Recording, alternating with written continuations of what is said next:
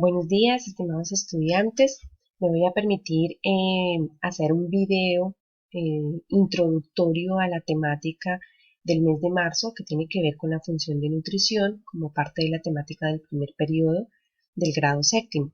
Bueno, los seres vivos realizamos tres funciones vitales. Esas tres funciones vitales son la nutrición, la relación y la reproducción.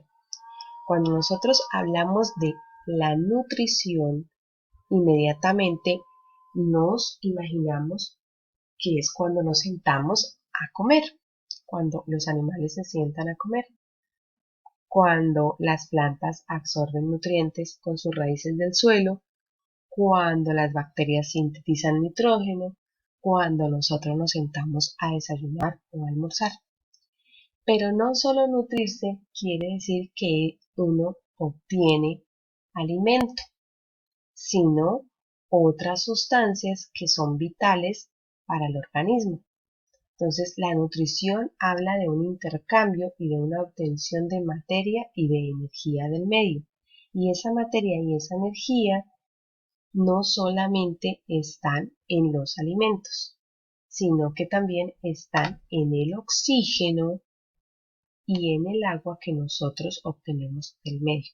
Recuerden que además de nosotros comer lo que solemos comer, es indispensable tomar agua y un elemento, un nutriente que es indispensable para la vida de los seres vivos que dependemos del oxígeno, pues básicamente es el oxígeno que nosotros obtenemos del medio, que en el caso de las plantas no es el oxígeno, sino que es otro gas llamado dióxido de carbono.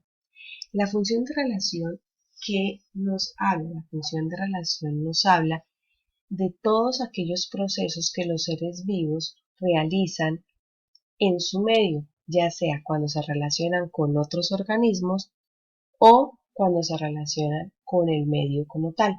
Entonces ahí la imagen tiene a un colibrí intentando posarse en una flor para adquirir el néctar. Ese es un ejemplo de relación, una interacción entre una planta y entre un animal. Lo mismo ocurre con las abejas, lo mismo ocurre con las lombrices. Y en la naturaleza, si nosotros nos fijamos, sucede un sinnúmero de situaciones que no reflejan esa función. Y la otra función es la de reproducción, que es la que me permite mantener la especie y generar una diversidad biológica a lo largo del tiempo. Listo, bueno, cuando nosotros hablamos de nutrición, entonces es importante nosotros mirar cuáles son esas estrategias que utilizan los seres vivos para conseguir el alimento. Entonces ahí nosotros vamos a hablar de dos tipos de relaciones, de las intraespecíficas, que son las que se dan entre organismos de la misma especie, como es el caso de las familiares, que se dan en los gorilas o los chimpancés. Ellos se agrupan para poder hacer una relación de cooperación que su objetivo es cuidar a la familia, cuidar a los cachorritos, a las crías. Gregarias, como en el caso de las gacelas, que para transportarse, para buscar alimento, se agregan, por eso se llama gregarias, se unen todos los miembros de la manada. Estatales, como es el caso de las hormigas, de las abejas, de las avispas, que son animales muy organizados en su estructura y organizados en cuanto a las tareas que tiene cada uno de los integrantes del grupo para poder llevar a cabo un objetivo. ¿Listo? Y coloniales, que son aquellos organismos que se unen para poder formar una gran extensión de sí mismos y poderse proteger y perdurar en el tiempo. Un gran ejemplo de ello son los corales que encontramos en las zonas costeras. ¿Listo? Bueno, dentro de esas estrategias también se encuentran las relaciones interespecíficas, que son las relaciones que presentan los seres vivos con otros seres vivos que no son de su misma especie. Entonces nosotros aquí encontramos la relación depredador-presa, la relación de parásito-huésped, la relación de simbiosis cuando los dos organismos que interactúan se benefician ambos, la relación de mutualismo también cuando se benefician los dos organismos que están interactuando. En este ejemplo tenemos a un pez payaso que utiliza las anémonas de mar para poder ocultarse, camuflarse y evitar posibles ataques. La relación de comensalismo donde uno se beneficia del otro, pero el otro ni siquiera se percata de qué es lo que está pasando, por así decirlo. Entonces tenemos ahí el ejemplo del caracol ermitaño, que él aprovecha la concha de un caracol que ya no existe para poder él ocultarse y protegerse. Y la relación de competencia, ¿no? Por territorio, por presa, por comida. ¿Listo? Esas son las estrategias que nosotros usualmente vemos en los seres vivos para obtener el alimento. Esto hablando como tal del reino animal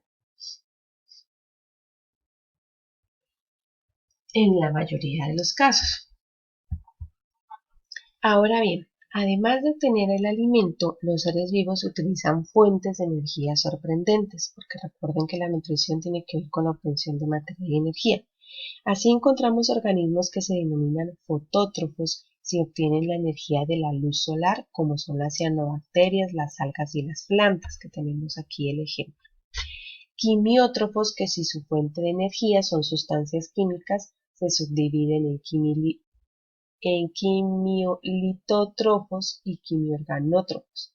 Los quimiolitótrofos son aquellos que utilizan algunos minerales y los quimiorganótrofos son aquellos que utilizan como sustrato la materia orgánica, como es el caso de los hongos.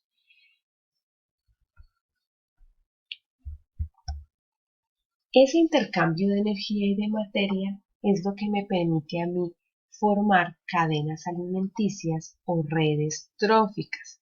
Una cadena alimenticia es más que todo una relación un poco lineal donde una serie de organismos de diferente nivel trófico me permiten a mí analizar cómo es ese intercambio de materia y energía entre ellos. Y una red trófica ya es una estructura más compleja donde me indica que la relación no solamente es lineal, sino que un organismo puede estar relacionado con más de un o dos niveles tróficos de esa cadena.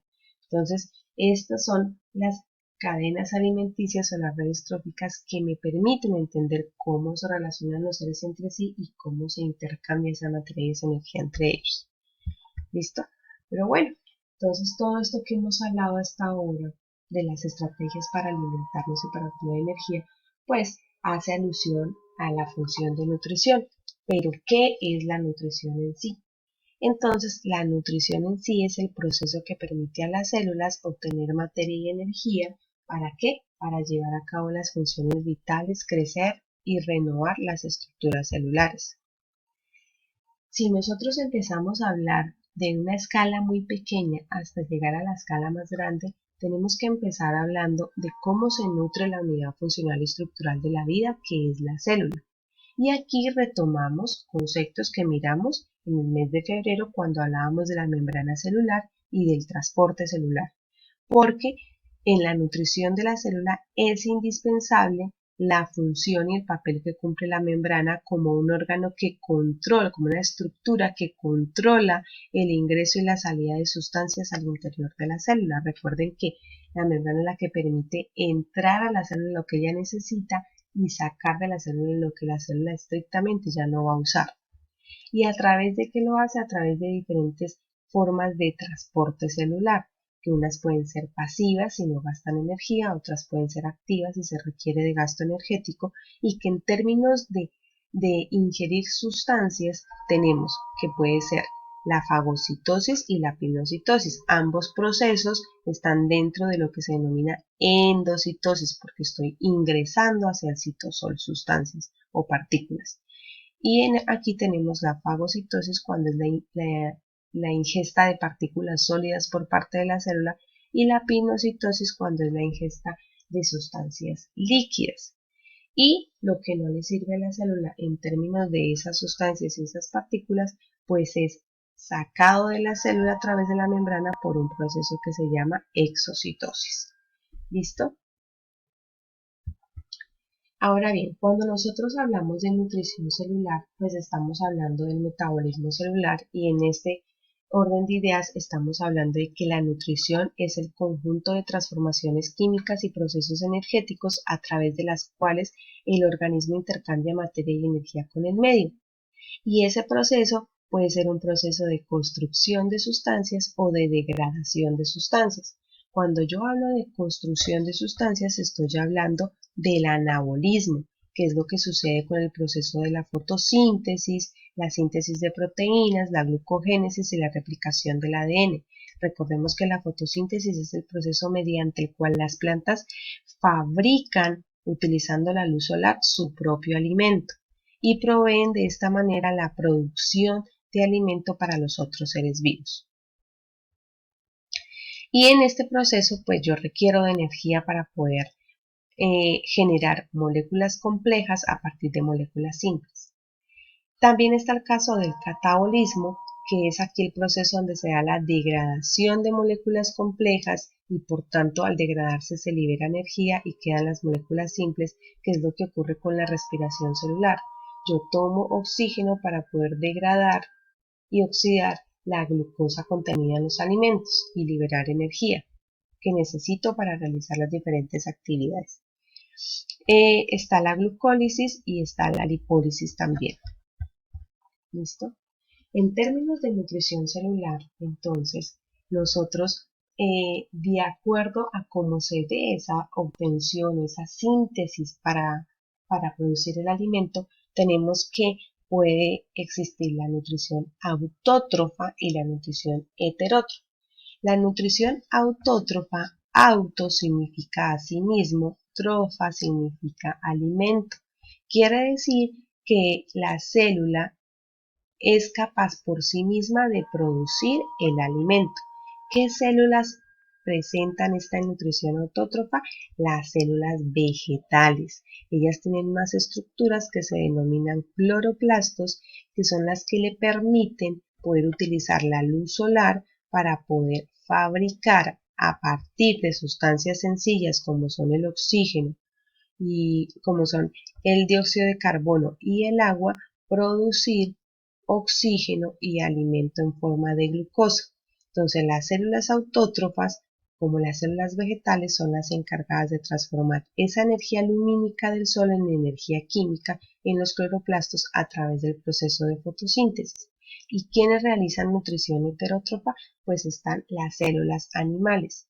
Estas, por carecer de estructuras especializadas para transformar energía lumínica en energía química, pues necesariamente necesitan del medio para poder obtener el alimento y los demás nutrientes.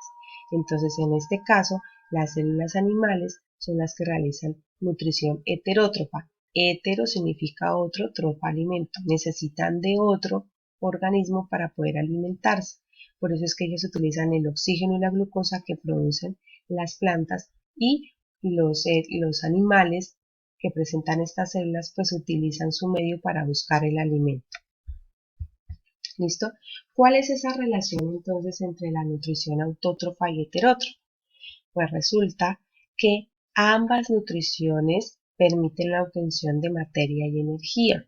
Entonces, cuando nosotros hablamos de la nutrición autótrofa, estamos hablando de los productores, que son las plantas. Aquí tenemos las plantas y entonces estos productores lo que hacen es aprovechar la luz solar y compuestos inorgánicos para poder a través de la fotosíntesis generar alimento.